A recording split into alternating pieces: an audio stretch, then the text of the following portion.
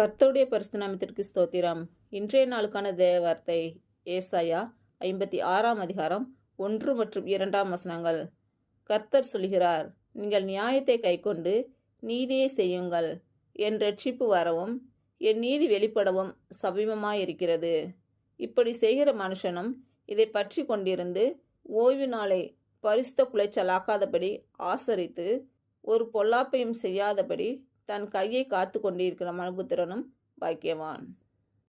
இன்று பிறந்த நாள் மற்றும் திருமண நாள் காணும் அனைவருக்கும் இயேசு கிறிஸ்துவின் நாமத்தினாலே வாழ்த்துக்கள். கர்த்தர் உங்கள் பலவீனங்களை மாற்றி உங்களுக்கு பலத்தை கட்டளையிடுவாராக. கர்த்தர் உங்களையும் உங்கள் பிள்ளைகளையும் உங்கள் பிள்ளைகளின் பிள்ளைகளையும் ஆசீர்வதிப்பாராக. கர்த்தர் உங்களோடு இருந்து உங்கள் பணிகளையும் பயணங்களையும் ஆசீர்வதிப்பாராக. ஆமேன்.